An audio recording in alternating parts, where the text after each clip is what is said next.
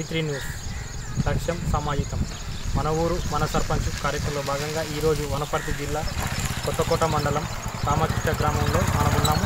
ఇక్కడ మన రీసెంట్గా జరిగిన ఎలక్షన్లో సర్పంచ్ గెలిచాడు. ఇక్కడ ఉన్న గ్రామాభివృద్ధి ఏ విధంగా చేశాడు, ఇంకా ఊరు ఏమేమి సమస్యలు ఉన్నాయి దాని గురించి మనం ఈరోజు తెలుసుకుంటున్నాం.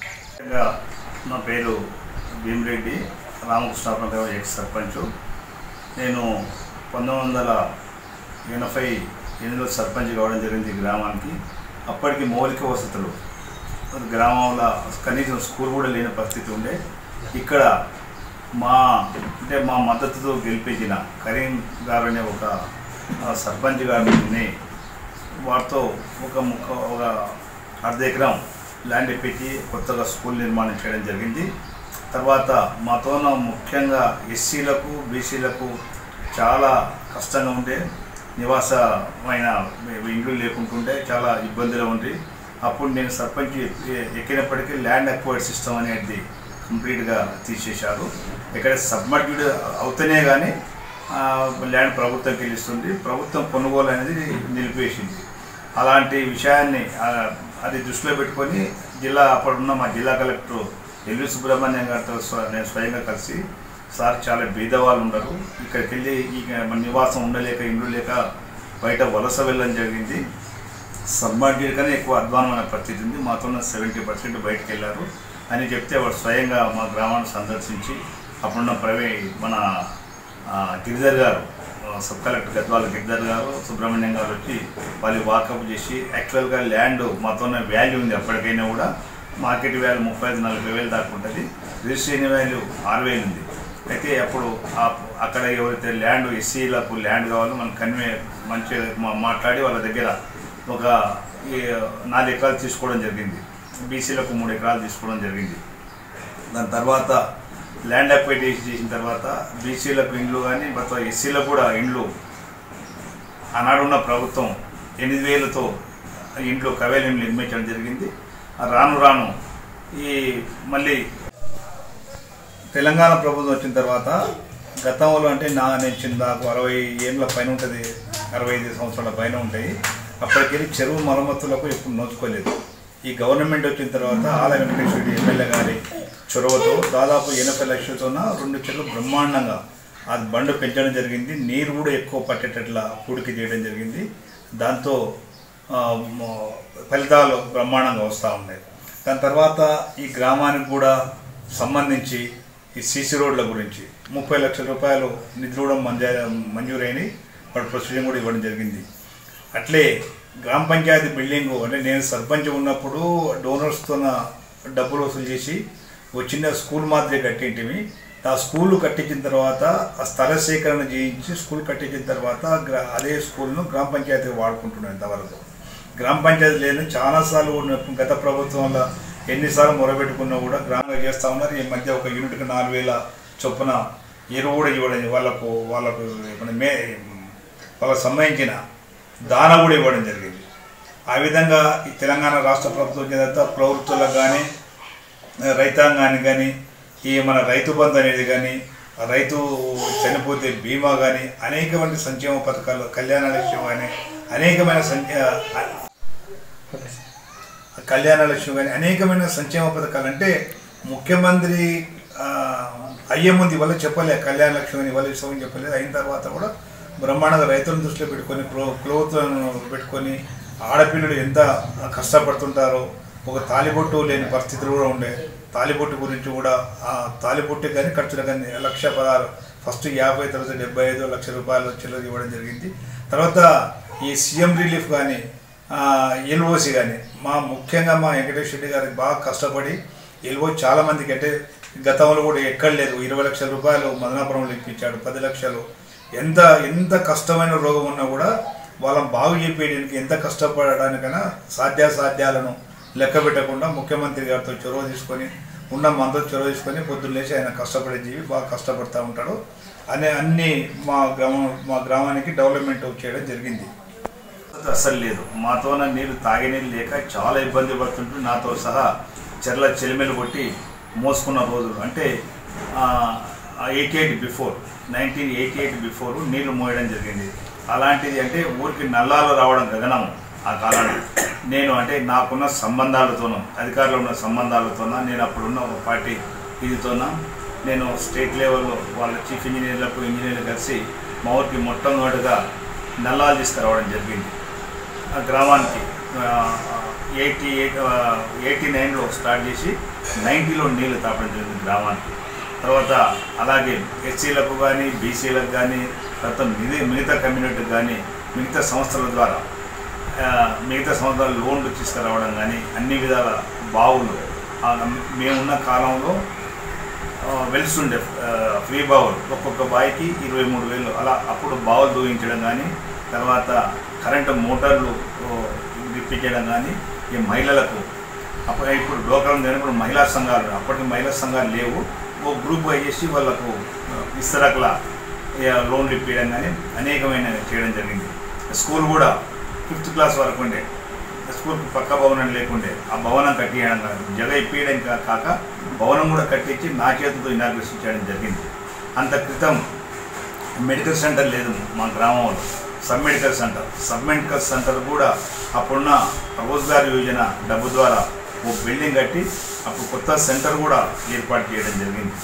ఎందుకంటే ప్రజలకు మౌలిక వసతులు ఏమైతే కావాలనో అవి నా గ్రామాన్ని పక్కా చేయడం జరిగింది. దాని తర్వాత ఎంపీటీసీ గ్రామంలో ఎంపీటీసీ కూడా మా మేడం కావడం జరిగింది.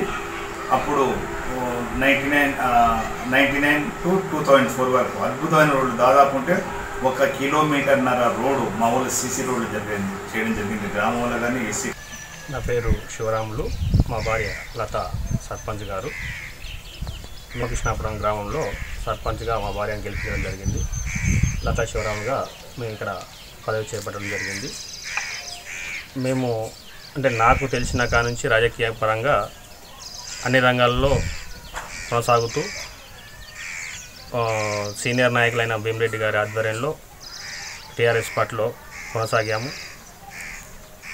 అందరం కూడా కలిసి కట్టుగా గ్రామాన్ని అభివృద్ధి చేయాలనే ఆలోచనతోటి ముందుకు సాగాము. కొన్ని ఒడిదుడుకుల వల్ల అధికార పార్టీలో మేము ఉండలేకపోయాము. అదే సమయంలో కొన్ని రోజులు ఖాళీగా ఉంటూ తర్వాత పెద్దలు మండల నాయకులు కానీ సీనియర్ నాయకులు కానీ మమ్మల్ని కాంగ్రెస్లోకి ఆహ్వానించడం జరిగింది. కాంగ్రెస్లో జాయిన్ అయిన తర్వాత అంటే పార్టీలకు అతీతంగా కూడా నేను గత 10 సంవత్సరాల నుంచి కూడా ఫ్రెండ్స్ సర్కిల్లో కానీ రాజకీయ పరంగా కానీ అందరి విషయంలో అందరినీ కలుపుకొనిగా దేవాలయాల డెవలప్మెంట్ కానీ విలేజ్ డెవలప్మెంట్ కోసం కానీ ప్రతి విషయంలో అందరం ముందుగా సాగులు కొంతకాలంగా ఆపివేయడం జరిగింది. అప్పటికి నేను ముందుకు కదిలి దీని ఇలా ఆపితే కాదు, నేనే చేయాలని కాదు, ఎవరైనా చేయొచ్చు, కానీ కంపల్సరీ మనమైతే పనులు స్టార్ట్ చేయాలని చెప్పడం జరిగింది. అప్పుడు దాన్ని ఎవరికి ఇవ్వలేక లాస్ట్కి వస్తే నాకే ఇచ్చారు. దాన్ని మేము వాళ్ళు ఒక కాంక్రీటు అంటే దాని పొజిషన్ ప్రకారం 2 ఫీట్లు మాత్రమే మనం కాంపౌండ్ వాళ్ళు కింద బేస్మెంట్ లేపుకోవాలి. కానీ అది ఉన్న పరిస్థితిలో మనం 4 ఫీట్లు 5 ఫీట్లు లేపుకుంటే కానీ మనకు ఫ్యూచర్ ఉండదని చెప్పేసి అందరి గ్రామస్తుల ముందరనే చూస్తున్నాగానే మేము 2 ఫీట్లు లేపాల్సిన 5 ఫీట్లు సొంత ఖర్చులతో లేపి కాంపౌండ్ వీళ్ళ బ్రహ్మాండంగా తయారు చేసుకోవడం జరిగింది. దానికి మళ్ళీ కొంత నిధులు తక్కువైతే మళ్ళీ ఎమ్మెల్యే గారిని అడగడం జరిగింది. ఆయన మళ్ళీ 2,50,000 రూపాయలు నిధులు కూడా కేటాయించారు. కాకపోతే నేను అధికార పార్టీలో లేను కాబట్టి ఆ నిధులు అలాగనే ఉండిపోయినా, ఆ కాంపౌండ్ అలాగే ఉండిపోయింది. నేను ఈరోజు కాంగ్రెస్కి వెళ్ళి అంటే కాంగ్రెస్ పరంగా కానీ గ్రామాల ఈ అభివృద్ధికి ఇవన్నీ చేసిన అభివృద్ధికి కానీ మేము ముఖ్యంగా గ్రామ పంచాయతీ దగ్గర ఒక వినాయకుని షెడ్ అని చెప్పేసి అంటే రచ్చకట్ట మీద షెడ్ వేసుకున్నాం.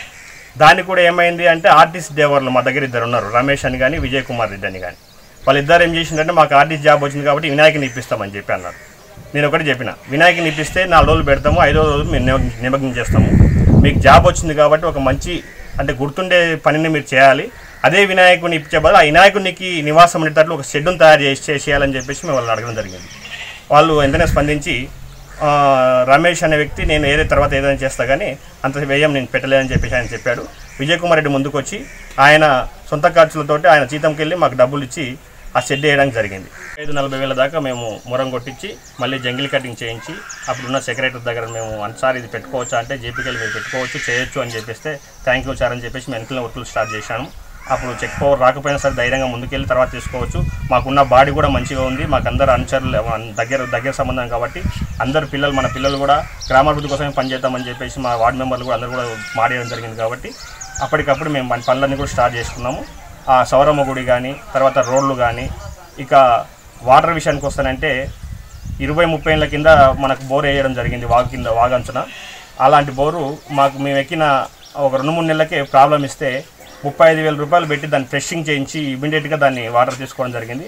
ఆ వాటర్ వస్తే కానీ ఊళ్ళో అందరూ కూడా ప్రశాంతంగా నీళ్ళు తాగలేకపోయారు. ఇమీడియట్గా దాన్ని కూడా మేము వాడుకోవడం జరిగింది. అదేవిధంగా అన్ని బోర్లు ఇక్కడ మనకు వాడుతున్న బోర్లను ఏమైందంటే కరెంటు ప్రాబ్లం వల్లనో ఏదో ప్రాబ్లం వల్ల కంపల్సరీ ఇప్పుడే కాదు, గత సర్పంచ్ ఉన్నప్పుడు కూడా 2 నెలలకు ఒకసారి 3 నెలలకు ఒకసారి కంపల్సరీ మోటార్లు అయితే కాలిపోతుంటాయి. అట్లా ఒక 3-4 సార్లు లక్ష్మీబాయి మోటార్ కానీ, 2 సార్లు బోయతగల మోటార్ కానీ ఇలాంటి చేయడం జరిగింది. ట్యాంక్ని క్లీన్ చేసుకోవడం కానీ, గేటు వాళ్ళు ఫిట్ చేసుకోవడం కానీ. అంటే ఎండాకాలానికి ఎవరు అయితే ఎక్కడైతే ఏ గేరికి ప్రాబ్లం లేకుండా నీళ్ళు తాపాలనే ఆలోచన ఎవరికి అంటే కొంచెం ట్రై చేశారు, కానీ ఈ నిధుల ప్రాబ్లం వల్ల కొంచెం చేయలేకపోయారు. ఈ సొంత నిధులతో అయినా సరే నేను కంపల్సరీ ప్రతి గేరికి నీళ్ళు తాపాలనే ఆలోచనతోటి ఎక్కడికక్కడే గేటు వాళ్ళు బిగించి వాటర్ మ్యాన్ను ఒక మన పరిధిలో పెట్టుకొని వాళ్ళని కంపల్సరీ ఒక అర్ధగంట ఒక గేర్కి, ఒక అర్ధగంట ఒక గేర్కి అని చెప్పేసి ఒక కేటాయింపు చేయడం జరిగింది. ఆ విధంగా వాటర్ ప్రాబ్లం మేము తీర్చుకోవడం జరిగింది. అదేవిధంగా చాలా విషయాలు ఆ చిన్న మసీద్ దగ్గర కానీ, పెద్ద మసీద్ దగ్గర కానీ బోరింగ్ ప్రాబ్లం ఉంటే ఆ ప్రాబ్లం కూడా చేసుకోవడం జరిగింది. పైపులు పోయి వాళ్ళు అక్కడ మసీద్ దగ్గరికి వచ్చిన భక్తులకు ఇబ్బంది కలుగుతుంటే వాళ్ళకి కొత్త పైపులు వేసి అక్కడ కానీ ఇక్కడ కానీ మేము బిగించుకోవడం జరిగింది. తర్వాత టెంపుల్ విషయంలో శివరాత్రి కార్యక్రమాలు కానీ, శ్రీరామనవమి కార్యక్రమాలు కానీ, ఒక డొనేషన్ ఎప్పుడు కూడా మేము ఊరు మీదనే చాలా అమౌంట్ను తక్కువగా కాలం చేసి తక్కువ ఖర్చు చేసి చేసుకునే వాళ్ళము. ఈసారి ఒక డొనేషన్ని మేము ఆహ్వానించి కంపల్సరీ మీరు పెడితే మీకు అంటే ఆయన బంగారు షాప్ పెట్టుకున్నాడు. మేము చిన్న అంటే శ్రీరామరావు ఇంటికి 500 రూపాయలు చందారూపకంగా చేసి అంటే 1,20,000 రూపాయలు చందారూపకంగా మేము వసూలు చేసుకొని ఉట్ల స్తంభం వెనుకటికి రాతి స్తంభంతో చిన్నగా ఒక మనిషి అంటే 6 అడుగుల పొడవులో ఉండే ఉట్ల స్తంభాన్ని ఈరోజు మేము బ్రహ్మాండంగా 1,20,000 రూపాయలతోటి తయారు చేసుకోవడం జరిగింది. ఇది ఆ రోజు మేము బ్రహ్మాండంగా తయారు చేసుకున్న దానికి మేము ఎమ్మెల్యే గారిని ఫస్ట్ ఉట్ల పండుగకు మేము పిలుచుకోవడం జరిగింది. ఆ ఎమ్మెల్యే గారితో మేము అంటే రాజకీయ నాయకులు మేము ఏది అడిగితే మాకు ఇస్తారో లేదో, మాకు వ్యక్తిగతంగా మాకు మళ్ళీ సహకరిస్తారో లేదనే దారిలో నడుస్తుంటే మేమందరం తెగించి ఒక చిత్తు కాగితం మీద మామూలుగా మాకు కాంపౌండ్ వాల్ కావాలి, కళ్యాణ మండపం కావాలి, కంపల్సరీ మీరు చేయాలి సార్, అందుకే మిమ్మల్ని ఫస్ట్ ఇన్వైట్ చేశాము అని పిలిస్తే ఆయన గారు అన్నారు అప్పుడు కళ్యాణ మండపం అంటే నాకు శాత కాదు కానీ కాంపౌండ్ వాళ్ళైతే కంపల్సరీ ఇస్తానని చెప్పి ఆయన చెప్పడం జరిగింది. ఆయన చెప్పిన 6 నెలలకే మాకు కాంపౌండ్ వాళ్ళు శాంక్షన్ చేశాడు.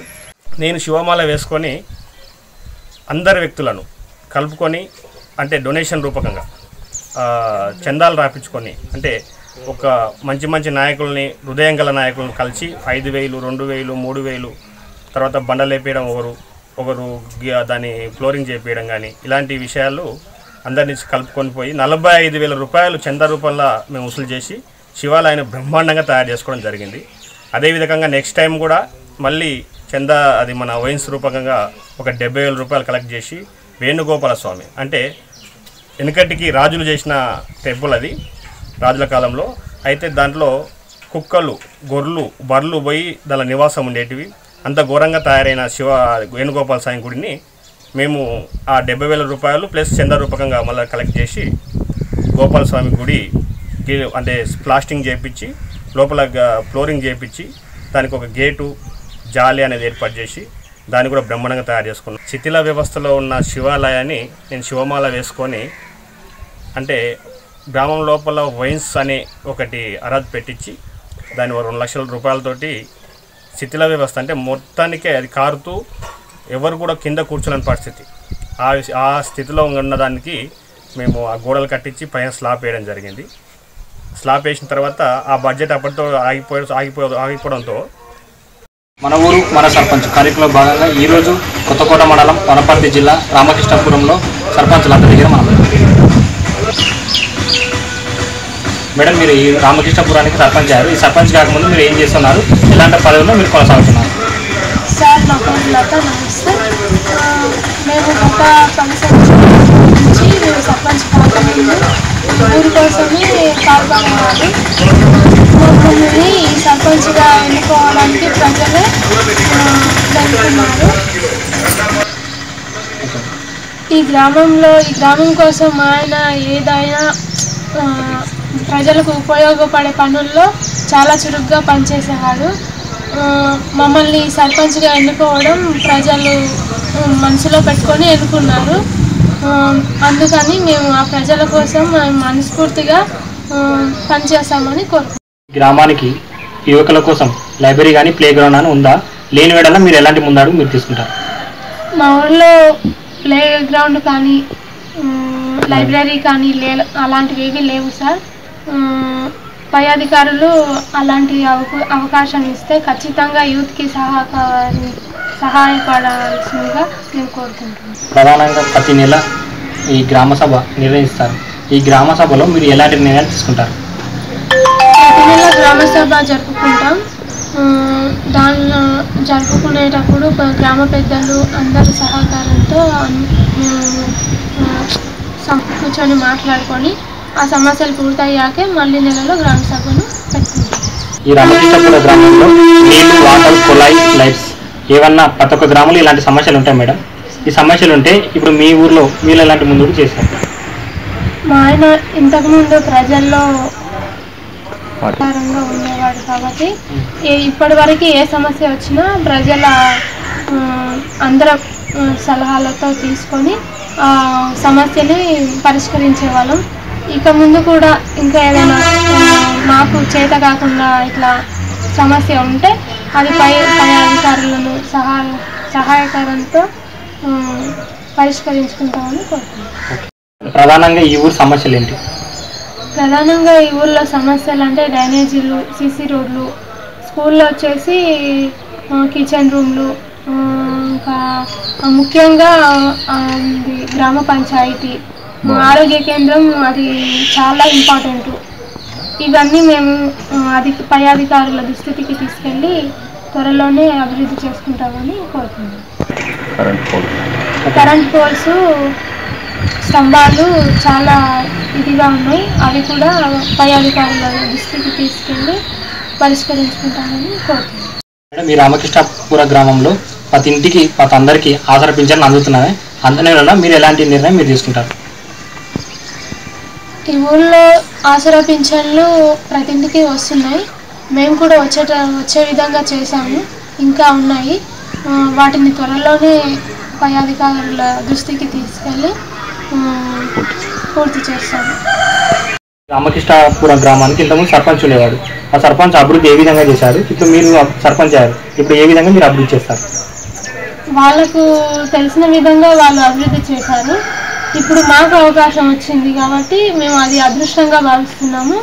మేము కూడా ఈ గ్రామానికి మంచి అభివృద్ధి చేపడతామని కోరుకుంటున్నాము.